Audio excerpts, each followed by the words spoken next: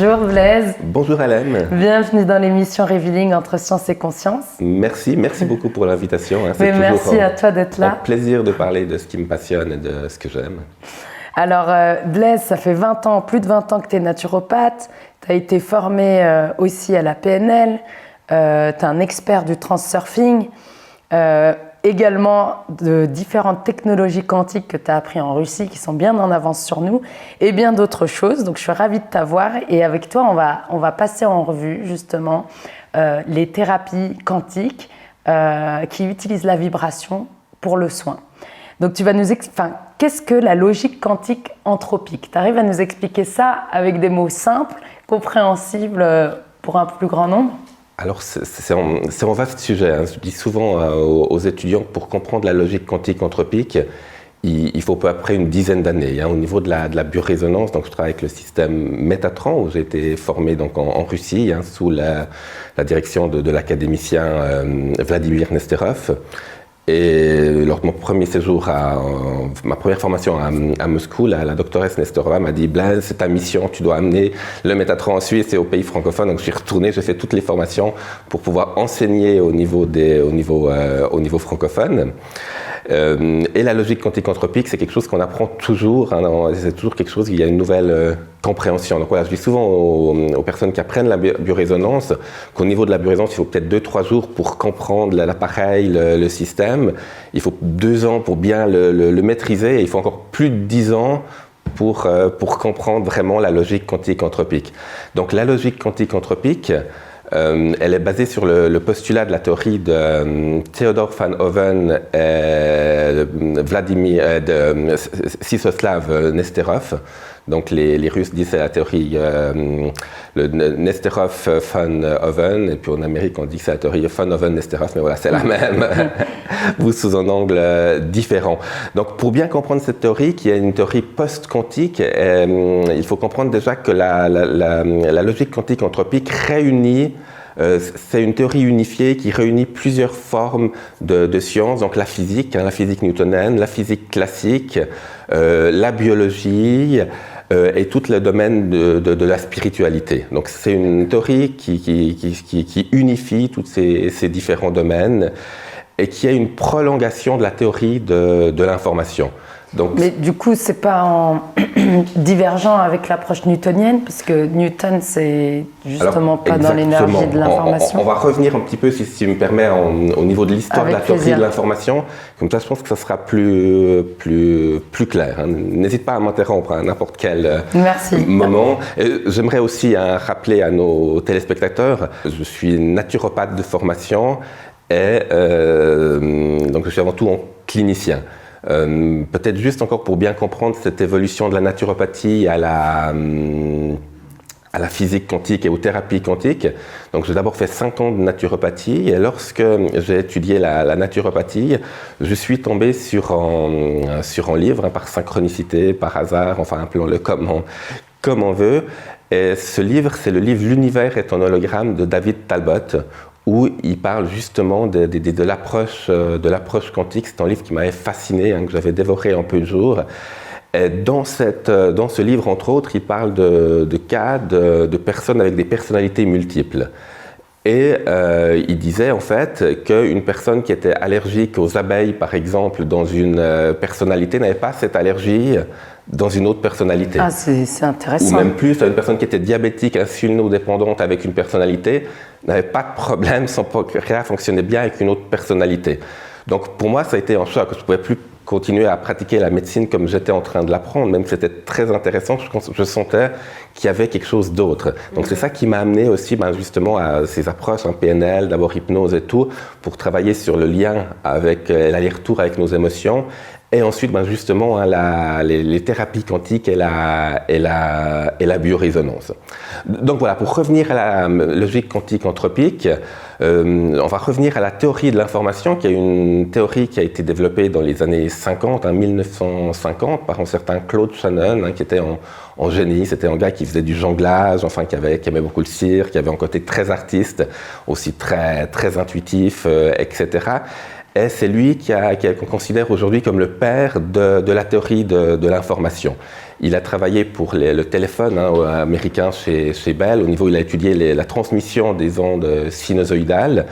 Et ensuite, il a travaillé pour la CIA dans le cryptage des données, pour qu'on envoie un message d'un point A en point B, qui n'est pas en point C, qui puisse interférer et prendre note de ce message. Ensuite, Claude Shannon a aussi développé les fameux algorithmes de Shannon qui sont probablement la cause aujourd'hui au niveau qui a été repris par les réseaux sociaux actuels et qui sont une des causes probablement certains diront abrutissement de la population pour rester poli actuellement. Mais là, je me perds un petit peu. Donc voilà, revenons à Claude Shannon. Donc le père de la théorie de l'information, pour lui, c'est l'étude au niveau des ondes sinusoïdales pour le téléphone, pour les services secrets. Donc d'aller d'un point A en point B. Et puis voilà, l'information ne va que dans un sens. Ensuite, il y a eu un deuxième personnage, un génie vraiment complet. Même le Stanford Binet, le test du QI classique, on ne pouvait pas le mesurer tellement que c'était énorme. Je crois qu'à 14 ans, il avait déjà plusieurs doctorats. C'est Norbert Wiener. Norbert Wiener, quel père de la cybernétique. Ceux qui ont étudié la psychologie ou certaines théories de communication, on reprend justement ces données dans le monde de la relation d'aide et de la communication. Et lui va amener cette notion de feedback. Donc quand on envoie d'un point A à un point B, pour être sûr que B a bien compris, il y a un feedback qui va revenir au point A. Donc lui, il y a cette notion de feedback, mais aussi quand on a demandé au professeur Wiener qu'est-ce que c'était l'information, il a répondu l'information c'est de l'information. C'est pas de la matière, c'est pas de l'énergie, c'est autre chose. Mais quoi? Voilà, donc ça nous laissait un peu sur notre faim. Ensuite est venu un autre physicien, un franco-américain, Léon Brouillin, qui lui a fait rentrer la théorie de l'information dans la dimension quantique. Entre autres, en amenant la notion d'entropie. L'entropie, c'est un terme qu'on utilise de plus en plus. En fait, l'entropie, c'est le niveau de désorganisation d'un système. Donc, plus il y a de désorganisation, plus le système est chaotique. Donc, cette notion d'entropie va être importante au niveau de la théorie de l'information parce qu'il va y avoir un ordre dans cette information. Donc ensuite, il est venu un autre physicien je pense que beaucoup de gens ont entendu parler, c'est John Archibald Wheeler, qui a été donc le dernier disciple d'Albert Einstein à Princeton. En énorme physicien quantique, et lui, dans ses mémoires, écrivait il y a 3 étapes dans mon évolution au niveau de la physique. La première, où je pensais que tout était fait de matière, des protons, des électrons, mais comme des bouts de particules. Il disait, dans la deuxième partie, je pensais que tout était fait de son, donc de fréquences d'ondes. Et il terminait, il disait, maintenant j'ai l'intime conviction que tout est fait d'informations. Et pour John Wheeler, donc l'information, ça va être la cohésion de la matière. C'est ce qui va structurer et donner la cohérence à toute manifestation physique. Donc voilà pour la théorie de l'information. Et après, donc, il y a le professeur Sviatoslav Nesterov, qui est né en 1920 à Moscou, qui a étudié la physique, qui s'est spécialisé au niveau de la physique quantique, qui a également travaillé ensuite pour la médecine aérospatiale, qui est un point capital après pour mieux comprendre au niveau de la biorésonance et comment tout ce que je suis en train de vous raconter, ça va donner du sens au niveau de la biorésonance, c'est pas juste comme ça pour s'amuser. Lui, il va dire en fait, il y a encore quelque chose de plus petit qui est la base de l'information, qu'il appelait le formant. Et pour lui, tout l'univers,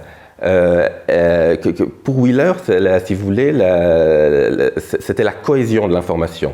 Tandis que pour Nesterov, tout est information. L'information, en quelque sorte, c'est le noyau de toute réalité. Et c'est cette projection de l'information, de l'information anthropique, qui va amener la manifestation du monde manifesté global.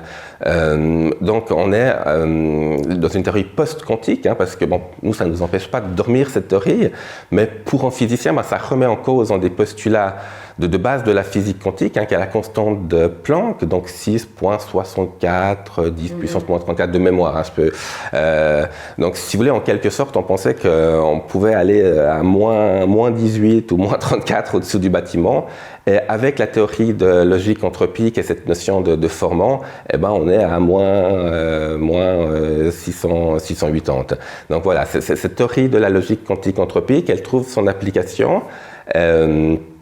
Et là, c'est ces formules mathématiques qui la confirment, mais ce n'est pas une science qui est acceptée par le monde académique. Et pourquoi? Tu sais pourquoi? En science, les choses en général prennent du temps, il y a des paradigmes, oui, il y a des croyances. La preuve, l'intrication quantique a pris du temps et pourtant, ils savaient que c'était juste depuis longtemps. Oui, bien sûr. Donc voilà, peut-être que dans 10 ans, ça va rentrer dans les manuels. Et donc, qu'est-ce que ça nous apporte comme nouvelle vision, cette logique quantique anthropique? Alors justement, parce qu'il y aura en lien avec la biorésonance, vu que tout est information, on parle beaucoup aujourd'hui de champs d'information quantique.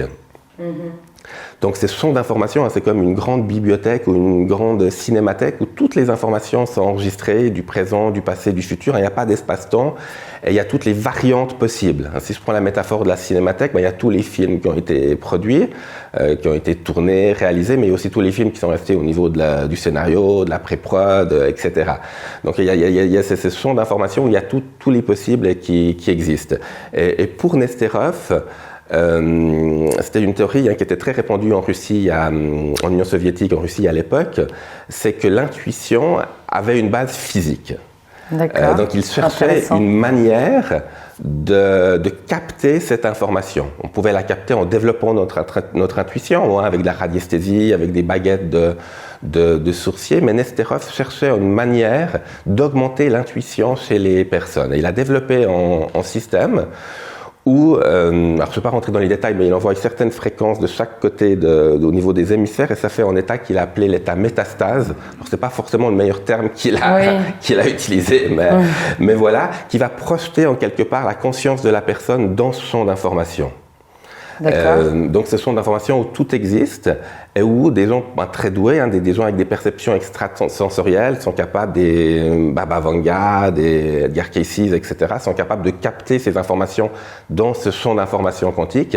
Et Nesterov a développé justement ce système pour amener tout le monde à développer ses capacités intuitives. Donc ça, c'est le Métatron. Ça va devenir le Métatron. Attention, l'aventure n'est pas encore finie.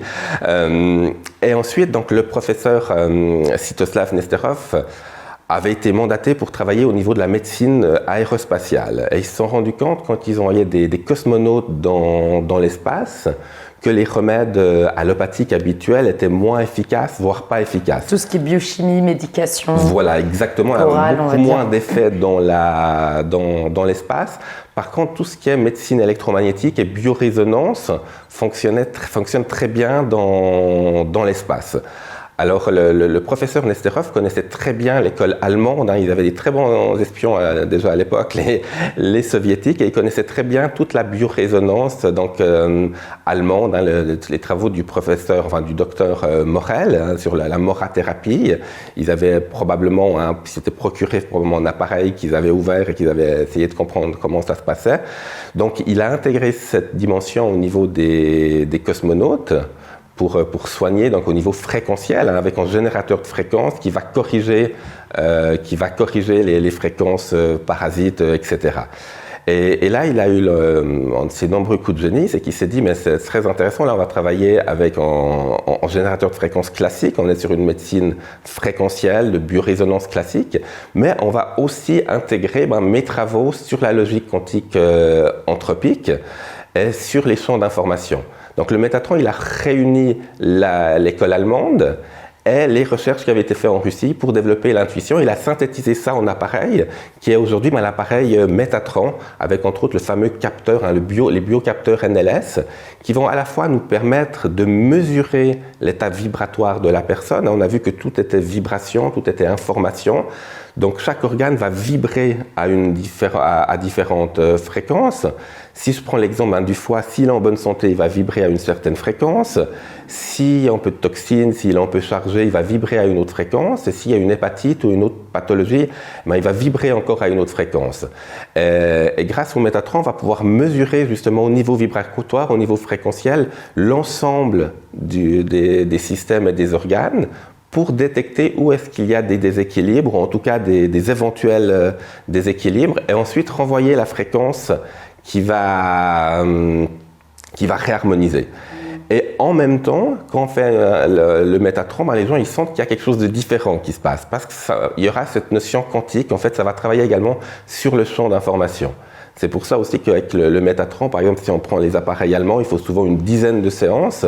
Et souvent, avec le Métatron, 1 à 3 séances, ça suffit parce que ça intègre ces deux dimensions. Donc, on a d'un côté un générateur de fréquence qui va aujourd'hui jusqu'à 4,9 GHz, qui va nous permettre de travailler jusqu'au niveau de l'ADN. Et justement, cette manière d'augmenter notre intuition et de travailler, de corriger aussi au niveau du champ d'information et de synthétiser les deux. Voilà, j'espère que j'ai fait. Oui, merci, c'est assez clair. Mais du coup, tout ce qui est pathologie, les fréquences liées à des pathologies ou des organes non sains ou dans le corps est référencé. Il y a eu des recherches qui ont référencé toutes ces fréquences et qui les ont liées à des pathologies particulières. Voilà, exactement. Okay. D'abord, c'était Lakhovsky, qui était il est né à Minsk, mais ensuite il a étudié à Paris. Et lui, c'était le premier on le considère comme le père de la biorésonance moderne, classique, parce que ça remonte probablement au niveau des Égyptiens et peut-être même avant, au niveau de la biorésonance classique. Et ensuite, grâce aux travaux de Nesterov, il faut se remettre dans le contexte de l'Union soviétique. Si on avait besoin de 10, de 20 000 cobayes pour prendre des mesures, alors je vous rassure que c'était non invasif, pour la gloire de la technologie soviétique, les gens ils étaient pas invités. Enfin, ils étaient un peu obligés à faire les tests, ce qui a permis en fait à faire un catalogue très précis par rapport au sexe, par rapport à l'âge, etc. Pour avoir aujourd'hui cet énorme catalogue de fréquences, cette base de données qui est dans le Métatron et qui va nous permettre de faire nos analyses. Et donc, du coup, on a ce casque qui détient les capteurs et qui va enregistrer en fait la vibration actuelle du patient. De là, est décrypté en fonction des différentes fréquences si ces organes sont sains ou pas. Et si ce n'est pas le cas, on renvoie la fréquence associée, la vibration d'un organe sain ou d'un système immunitaire ou nerveux plus sain pour rééquilibrer vraiment tout ce qui se passe sur le champ. C'est pas tout à fait en casque, c'est des biocapteurs, mais ça ne doit pas être sur l'oreille, c'est pas comme un casque d'écoute. Qui vont nous permettre à la fois de prendre les mesures et à la fois de renvoyer la fréquence saine et d'une manière individuelle, parce qu'il y a une calibration qui se fait dès le départ au niveau des mesures. Donc si, par exemple, je corrige ton foie, ça ne sera pas la même fréquence que le mien. On va renvoyer, vraiment, on va individualiser le traitement. Donc c'est encore une évolution de la biorésonance plus classique. J'aime bien aussi prendre l'exemple, on va ramener dans ce chaos qui est en nous un petit peu d'ordre. On parlait justement d'entropie. Quand il y a trop d'entropie, il y a un trop de degré de désorganisation, il y aura la maladie qui va s'installer. Donc la biorésonance va déjà permettre de travailler aussi sur cet état de pré-pathologie avant que la pathologie s'installe pour ramener de l'ordre. Donc c'est comme une bibliothèque, si tous les livres sont en désordre, ça sera difficile à se retrouver. Ouais. Donc la biorésonance, elle va redonner une structure, elle va redonner une information, comme un guide, qui va ramener de l'ordre. Et très bien. Et tu arrives, du coup c'est en préventif de ce que tu viens d'expliquer, mais tu arrives à avoir des bons résultats aussi sur déjà en pathologie. C'est-à-dire que si on est en préventif, on va tout réorganiser, comme tu disais, cette bibliothèque. Mais si c'est déjà un cas avancé ou de maladie, est-ce que tu arrives à avoir des bons résultats grâce à la vibration Tout à fait. Donc, pour moi, comme je disais avant, formation, c'est naturopathe, donc je tiens particulièrement à cette médecine de prophylaxie, donc de prévention. On raconte dans la Chine antique, la légende raconte qu'on payait le médecin, pas quand on était malade, mais pour rester en bonne santé. Alors ça, c'est pas encore tout à fait dans nos paradigmes. J'ai des personnes qui viennent 1-2 fois par année, moi je conseille souvent printemps-automne, parce qu'il y a des grands changements énergétiques à titre préventif. Mais la plupart des personnes viennent en urgence quand ça va pas, sur des pathologies, et parfois aussi avec des pathologies très lourdes. Et c'est en soutien, c'est une aide qui est bien sûr très intéressante. Mm-hmm. Et donc tu disais aussi que dans cette nouvelle approche du Métatron, on vient aussi aider à développer l'intuition. Ça se fait comment? Est-ce que le fait de rééquilibrer, parce que tout est connecté, c'est-à-dire que mon émotionnel va impacter mon physique, et cette information émotionnelle va venir se cristalliser dans mon corps, créer une maladie ou un dysfonctionnement. Et du coup, en rééquilibrant cette énergie-là, est-ce que je viens aussi réinformer cet émotionnel? Ou alors c'est la machine, c'est le Métatron qui réinforme l'émotionnel tout en envoyant la vibration de l'organe. Au niveau quantique, ça va dans tous les sens. En fait. Donc oui, tout à fait. Je sens aussi quand je fais une séance avec le Métatron comme thérapeute que moi aussi je suis plus intuitif. Il y a souvent comme ça des flashs qui me viennent. Et la personne tout à coup, il y a des choses des souvenirs comme ça qu'elle a parler depuis 50 ans, qui ressortent durant une séance. Tout à coup, on est en train de travailler la thyroïde, qui est en lien vraiment avec le chakra de la gorge, qui est en lien avec le chakra de la gorge, et tout à coup, il y a quelque chose qui ressort. Parfois, ça se conscientise de cette manière-là. Parfois, la personne, elle dort, elle travaille, se fait à un niveau inconscient. Ok, très bien, merci. Peut-être, j'ai aussi envie de dire le côté émotionnel, parce qu'on parle de fréquence, etc. Chacun regarde une fréquence, mais il y a toute cette dimension émotionnelle qui va aussi, bien sûr, entrer en ligne de compte au niveau de la biorésonance. Justement, j'allais te poser la question, Blaise, de ce lien de la biorésonance entre le corps, l'esprit et l'information. Le médium entre le corps et l'esprit. Donc on sait, grâce entre autres déjà à la médecine chinoise, que le foie est lié à la colère, le poumon à la tristesse, les reins aux peurs. Donc au niveau de l'analyse en biorésonance, ça va prendre en compte tout ça. Et c'est aussi pour ça que parfois, l'appareil Métatron est agréé par le système de santé dans la Fédération de Russie, en Chine, aux Philippines, au Mexique, etc. Donc il y a toutes les études scientifiques derrière, mais en mesure en champ d'information. Et ça, je crois que c'est vraiment important de bien concevoir que ce n'est pas une analyse biologique classique. Je prends un exemple. J'ai une mère de famille qui vient d'avoir une réunion avec la maîtresse de sa fille, et puis voilà, il y a beaucoup d'émotions, etc., beaucoup de colère par rapport à la maîtresse. Je vais la scanner au Métatron, le foie, que je disais avant, médecine chinoise est liée à la colère, il y aura probablement beaucoup de blocages au niveau du foie. Mais ça va se rééquilibrer très vite, et il va me proposer des remèdes en fleurs de bar ou en homéopathie qui sont beaucoup liés à l'émotionnel. Donc je vais voir qu'il y a un blocage du foie qui est lié à l'émotionnel. Mais si je vais chez le médecin et je fais une prise de sang classique, probablement les facteurs du foie seront bons, parce que c'est pas la même chose qu'on va mesurer. Et tu disais aussi, grâce au Métatron, en préventif, on pouvait aussi détecter un début de maladie non détectable aujourd'hui par les techniques classiques de médecine, c'est-à-dire un cancer, pouvoir le voir grâce au Métatron et la vibration, un cancer débutant, que tu ne vas pas tout de suite voir dans la médecine conventionnelle, tout de suite, avec les protocoles actuels. Exactement. Donc ça, c'est un outil incroyable. Qui est incroyable. Donc, comme l'homéopathie ou comme toutes les médecines ayurvédiques, les médecines chinoises, etc., on va agir avant que la pathologie se déclenche. Avant que la pathologie se déclenche, il y a déjà un déséquilibre au niveau vibratoire, souvent par un nœud émotionnel. Si ce nœud émotionnel, si je viens de m'engueuler avec quelqu'un, puis je travaille sur moi, je suis dans le lâcher prise, et c'est ok, l'énergie va se rééquilibrer. Si je reste par contre dans cette colère, dans cette émotion, petit à petit, ça va entrer au niveau endocrinien, ça va augmenter le niveau de toxines, et puis finalement, ça va travailler, ça va intégrer la dimension physique. Donc le but du Métatron est de travailler avant tout justement sur cet état de pré-pathologie avant que la pathologie se déclare. Et Pour terminer, tu aurais des conseils pour continuer ce travail de vibration post-séance, c'est-à-dire après une séance de Métatron. Qu'est-ce que je peux faire moi, à mon échelle, avec mes outils intérieurs, on va dire, pour continuer à nourrir cette vibration rééquilibrée? Alors, je pense justement qu'on peut renvoyer toutes les bonnes fréquences, entre guillemets, qu'on veut. S'il n'y a pas une hygiène de vie, tant au niveau physique que mental, ça ne va pas tenir. Ça va aider, ça va soutenir, mais le traitement ne va pas tenir.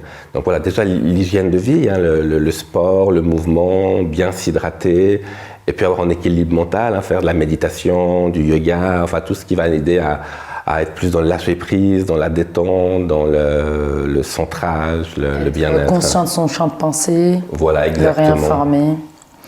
Ben, mille merci. Est-ce que tu souhaites rajouter quelque chose ou... Merci beaucoup. Merci à toi. Merci infiniment, Blaise. Merci.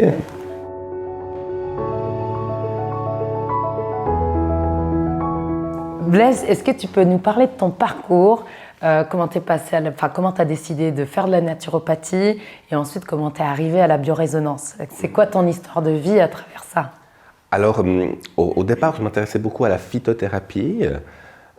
J'avais regardé plusieurs formations, j'avais fait des stages dans des pharmacies, dans des drogueries.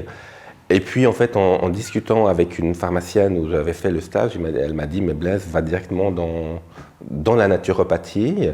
Puis elle sort une petite brochure, puis elle me dit « Ah ben justement, j'ai un de mes amis qui vient d'ouvrir une école, tiens, va regarder ».